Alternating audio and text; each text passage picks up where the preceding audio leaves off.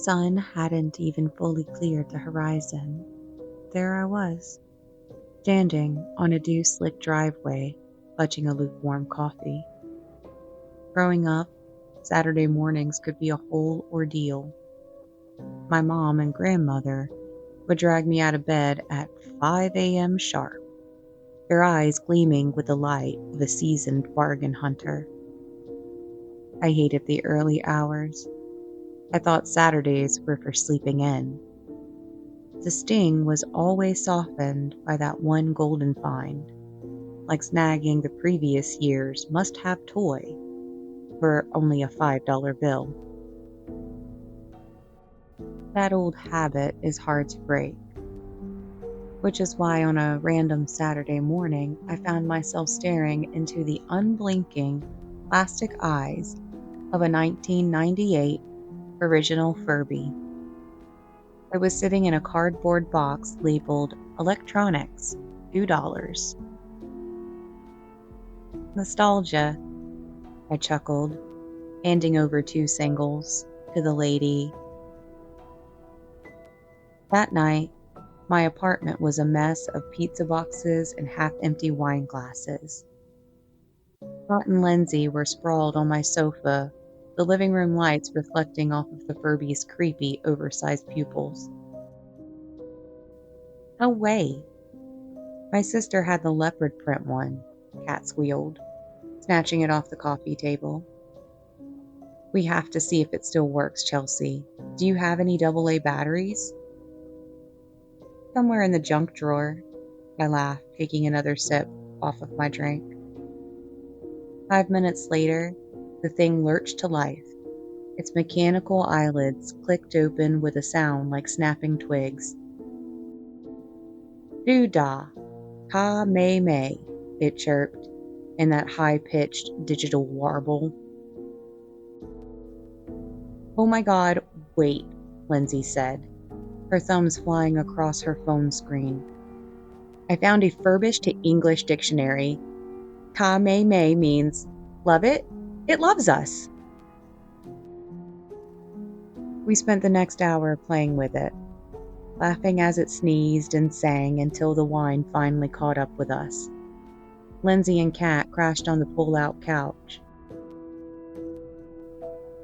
Much later in the dead of night, I heard a faint rhythmic clicking coming from the living room. Lunai, lulay, do? I groaned, pulling the blanket over my head. I really need to take the batteries out of that thing tomorrow, I thought, drifting back into a heavy sleep. Sunday was a blur of family obligations. I spent the whole day at my aunt's house, and by the time I got back, my brain was mush. I had to be up at 6 in the morning for work. As I climbed into bed, a muffled voice drifted from the darkened living room. Da-a, la-na, ba. Batteries, I thought groggily. First thing tomorrow. I'm too tired to move. Monday was a standard work grind. By the time I got home, I just wanted to wash the day off. I ordered some Thai food and hopped in the shower, blasting a playlist to drown out my thoughts. Mid-lather, I froze. I could have sworn I heard a voice, low, underneath the music. I clicked the shower off and paused my phone. The only sound was the dripping of the faucet. Get a grip, Chelsea, I whispered. I ate dinner while doom scrolling. I paused a video to read a comment and nearly jumped out of my skin. In the silence of the apartment came the Furby's chirpy voice. Hey, Tay? Hey, Tay. That was it. I marched over to the table, flipped the Furby over, and aggressively unscrewed the base. I popped the 4 AA batteries out and set them on the table neatly. Furby stared at me, its plastic beak half open. I left it there and went back to eating. After dinner, I went right to bed. As I drifted off, I could have sworn I heard Momo. Tuesday was long. When I finally walked through my front door that evening, the apartment felt heavy. I dropped my keys in the bowl and headed towards the kitchen, but I stopped short. A mechanical clacking sound was coming from the hardwood floor in the living room. My heart thudded against my ribs. I walked slowly towards the archway. The Furby wasn't on the table where I'd left it. It was in the middle of the floor, its furry body jerking in small rhythmic increments. Doo-dah, awa, it chirped. I stared at the table. 4 batteries were still sitting there, exactly where I'd left them. Furby stopped moving. It slowly lowered its ears, its eyelids fluttering rapidly. Then, it began to scoot across the floor towards my feet, a mechanical whirring louder than it had ever been. Bunai, boo-bye, it croaked, its voice dropping an octave into a distorted, gravelly growl. Kelsey, play now. Oh, heck no. The words jumped out of my throat before I could even process the sheer impossibility of what I was seeing. My brain was screaming, trying to find a logical explanation. Maybe there's a backup battery? Capacitator? But no toy from 1998 had the juice to move across a floor and speak in a demonic baritone without a power source. I could not believe what I was seeing. This was not happening. I turned to walk out, my instinct for self-preservation finally overriding my shock. I didn't even have a plan. I just knew I couldn't stay in that room with a piece of plastic and faux fur that was currently defying the laws of nature. I made it 2 steps towards the front door when I heard the clicking getting louder. I looked back over my shoulder. The Furby had pivoted. Its base scraped against the hardwood, rotating its body with a jerky, mechanical precision until its wide, glassy eyes were locked onto mine again. Where go, Chelsea? The voice sounded like it was coming through a blown-out speaker. I lunged for the door, my hand trembling as I grabbed the deadbolt. My heart was hammering frantically against my ribs. Leave me alone, I shouted, finally throwing the bolt back. I yanked the handle, but the door didn't budge. It felt like it had been welded shut. I pulled again, putting my entire weight into it, when a soft, muffled thud came from right behind my heels. I looked down. Furby was sitting against the doorframe. Its beak was snapped wide open, revealing the small, dark void of its inner machinery. 4 AA batteries I had left on the table were now scattered around it on the floor, arranged in a perfect, neat square. Batteries inside, it whispered. I looked at the toy, then back at the table. The table was empty. Inside, Chelsea. A sharp electronic sting flared into my stomach, the exact spot where I felt the Thai food sitting heavy from the night before. I doubled over, a cold sweat breaking out across my forehead as the Furby's oversized ears began to flap in a frantic, celebratory rhythm. "Mommy, Nulu," it giggled, the high-pitched Furbish returning. Then it changed to a layered-over, wet, gurgling sound. "Me happy." I squeezed my eyes shut, gasping as the cramp in my stomach rolled like a physical wave. It felt like I'd swallowed a handful of live wires. When I opened them again, the Furby was closer. It hadn't walked. It had somehow glided while I was doubled over. "Me happy," it repeated, the voice now sounding like it was bouncing around the room. The lights began to flicker rapidly before going off. There was a dim light coming through the window.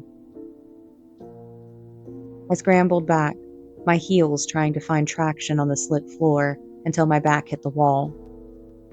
My hand brushed against my phone, which had fallen face down. I grabbed it like a weapon, the screen lighting up and illuminating the room in a harsh, clinical blue. The light hit the Furby, and my breath stopped. Batteries that had been in a square on the floor were gone. In their place were 4 dark stains on the hardwood, burn marks, shaped exactly like the ends of a AA battery. They were smoking faintly, the smell of ozone and singed wood filling the air. "This isn't real," I whispered, my voice cracking. "I've completely lost it." I fumbled with my phone, my thumb sliding over the glass to call Kat. I needed a voice, a real human voice, to pull me out of this. The phone rang once, twice. On the third ring, the line picked up, but there was no hello. Instead, the speaker erupted with a violent screeching and a burst of static that felt like a physical blow to my eardrums. Sting in my stomach suddenly curled into a violent, acidic heave. I dropped the phone, clutching my throat as my vision swam with oily spots.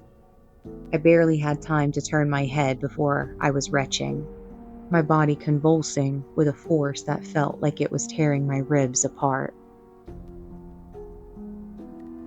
As I lost control over my body, I heard the heavy metallic clinking of solid objects hitting the hardwood floor.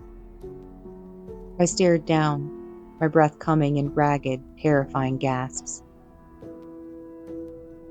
There, glistening in a pool of bile, are 4 AA batteries. Herbie let out a laugh and danced with satisfaction. "All better," it whispered. The room began to spin. The smell of the batteries, the ozone, and the sheer impossible horror of what I had just seen crushed the air out of my lungs. My strength evaporated. My forehead hit the floor first. Cold wood felt like a brief mercy before everything turned black. "Chelsea? Chelsea, wake up! Oh my God, Chelsea!" A hand was shaking my shoulder, firm and frantic. I groaned, my head throbbing with a dull, rhythmic ache. My eyelids felt like they were glued shut. "What?" I managed to groan. My throat felt like I'd swallowed sandpaper. "Yeah, it's me. Jesus, you scared the life out of me." I opened my eyes, but it wasn't morning. The apartment was still draped in suffocating shadows, lit only by the flickering street lamp outside and the rhythmic blue pulse of my phone on the floor. Kat was hovering over me, her face pale and streaked with sweat. She was still wearing her leather jacket, She had clearly been out when she had gotten the alert. What are you doing here? I asked, trying to sit up. My muscles felt like lead. You called me, Kat said, her voice trembling as she tucked her shoulder under my arm to help me up. I was at the bar with Lindsay and her boyfriend when I checked my voicemail. Kelsey, it was horrifying. It sounded like metal grinding, and you were just gurgling. I texted you 10 times. When you didn't answer, I drove straight here. She hauled me towards the sofa, my eyes darting around the dark room. Where is that thing? That toy? I croaked. I looked at the table. It was empty. The batteries I had vomited up were gone too, leaving only 4 damp, dark circles on the wood that smelled faintly of sulfur. It was moving, Cat. It was inside me. Okay.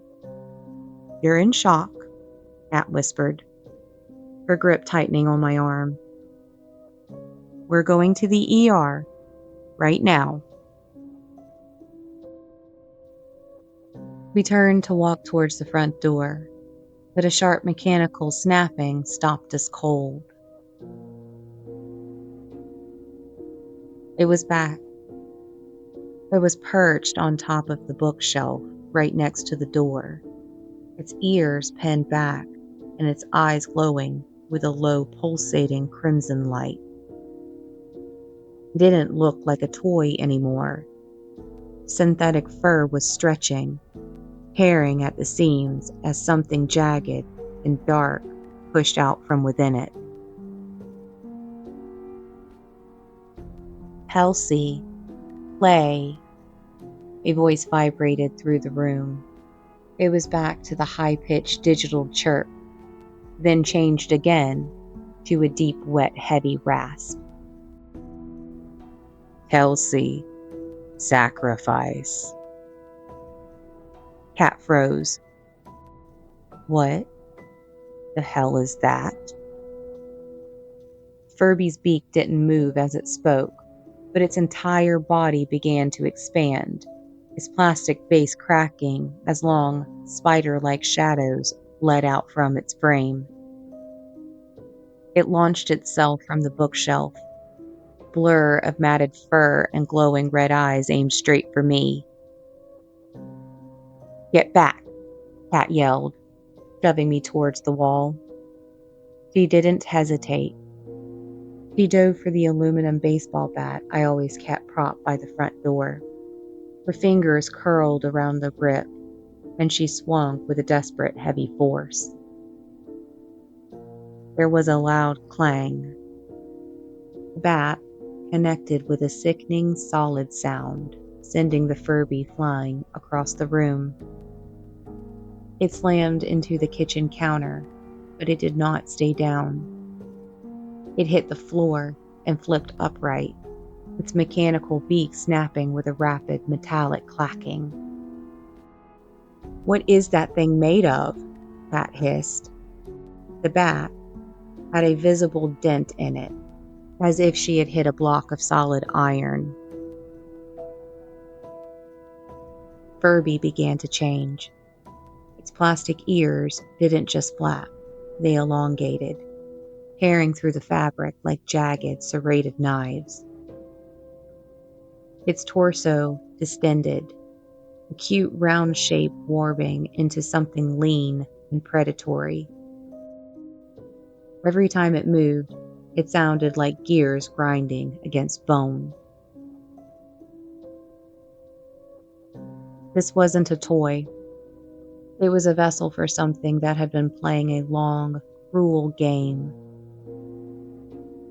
Games, talking in the night, batteries it had somehow forced into my body. It was all a ritual. It had been ripening me, prepping my body to be the host for whatever was trapped inside that fur. And Cat had just interrupted the feast.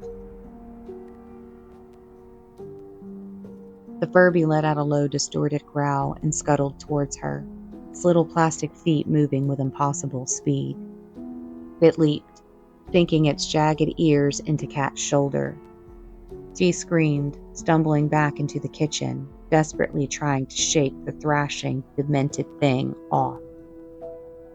"Kelsey, the stove," she choked out, pinning the toy against the counter. I scrambled up, my eyes landing on a bottle of high-proof rum sitting on the counter from Saturday night. I grabbed the bottle, unscrewed the cap, and doused the snapping, snarling toy. "Move, Cat!" As she shoved the Furby away, I grabbed the long-reach lighter from the stovetop and clicked the trigger. There was a loud whoosh. The alcohol ignited instantly. Furby was transformed into a screaming ball of blue and orange flame. It didn't melt like plastic should. Instead, it shrieked, a high, piercing sound that cracked the glass in the microwave door. Thrashed on the floor, fire revealing a dark, twisted silhouette beneath the synthetic fur. For a second, the screaming almost sounded human. Then, a chorus of voices, before it finally collapsed into a pile of charred, stinking goop. The silence that followed was deafening. I slumped against the fridge, my hand over my stomach. The burning sensation inside me was gone, replaced by a cold, hollow ache. Pat leaned against the counter, clutching her bleeding shoulder, her eyes wide as she stared at the black sludge on the floor.